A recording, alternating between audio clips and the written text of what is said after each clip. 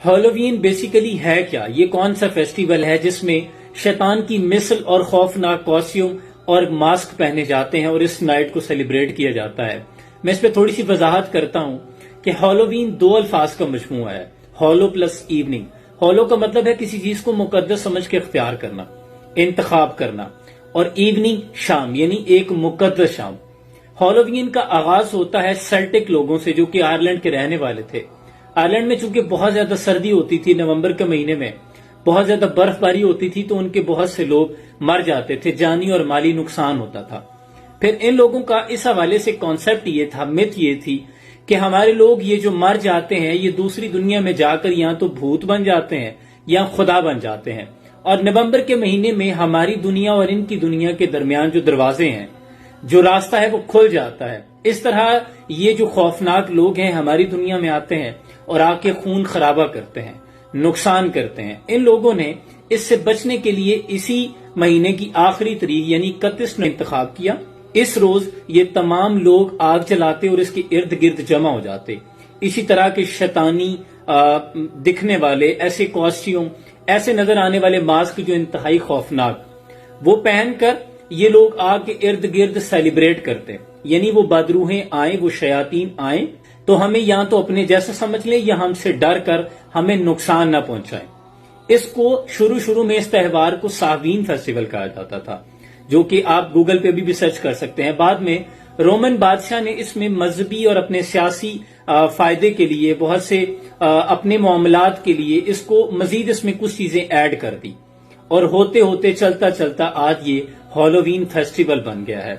بہت سے ابھی میں نے کل اس پہ ویڈیو بنائی تھی کہ بہت سے ممالک اس کو دیکھا دیکھی اختیار بھی کر رہے ہیں، جیسے سعودی جیسی ارض مقدس جس کے ساتھ ہماری بہت سی عقیدتیں ہیں، وہاں پہ یہ سیلیبریٹ کیا گیا۔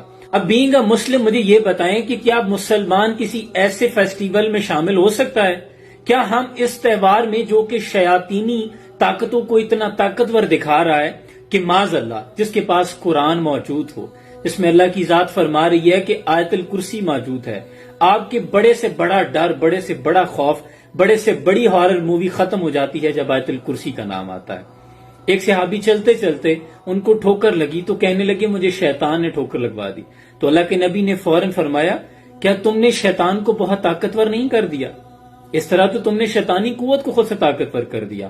تم نے اللہ کا نام کیوں نہیں لیا، یا تم نے گھر سے نکلتے ہوئے بسم اللہ کیوں نہیں پڑھی؟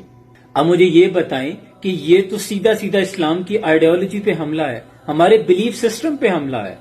اسلام کے پاس تو اللہ کے نبی نے سورہ کافرون میں تو بات ختم کر دی، اینڈ کر دی کہ اے نبی ان کافروں سے کہہ دو کہ جن بتوں کی تم پوجا کرتے ہو میں اس کی عبادت نہیں کرتا اور تم میرے رب کی عبادت نہیں کرتے۔ مفہوم بیان کر رہا ہوں، اور اینڈ پہ فرمایا لکم دینکم ولی دین، تمہارے لیے تمہارا دین، ہمارے لیے ہمارا دین۔ کیا آپ سمجھتے ہیں کہ اسلام میں کوئی بھی ایسی چیز کو بڑی آسانی سے شامل کیا جا سکتا ہے؟ نعوذ باللہ، ایسا ہرگز نہیں ہے۔ خدا کے لیے اور مسلمان کے ذمہ ہے امر بالمعروف و نہی عن المنکر، کہ ہم نیکی کریں اور برائی سے روکیں بھی۔ پوری امت مسلمہ ایک جسم کی مانند ہے۔ اللہ کے نبی نے فرمایا کہ اس کے کسی بھی حصے پہ درد ہوگی تو پورا جسم اس حصے کی درد کو محسوس کرے۔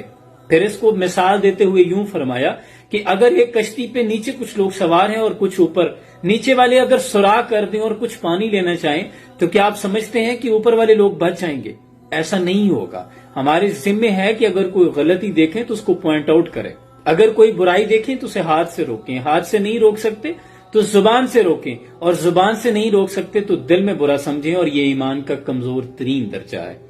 اللہ کریم امت مسلمہ کی اس حالت زار پہ اپنا فضل فرمائے اور دور حاضر کے فتنوں سے امت مسلمہ کو محفوظ رکھے۔ اللہ ہمارا ایمان سلامت رکھے۔ اپنا بہت سا خیال رکھیے۔ سلام پہنچے۔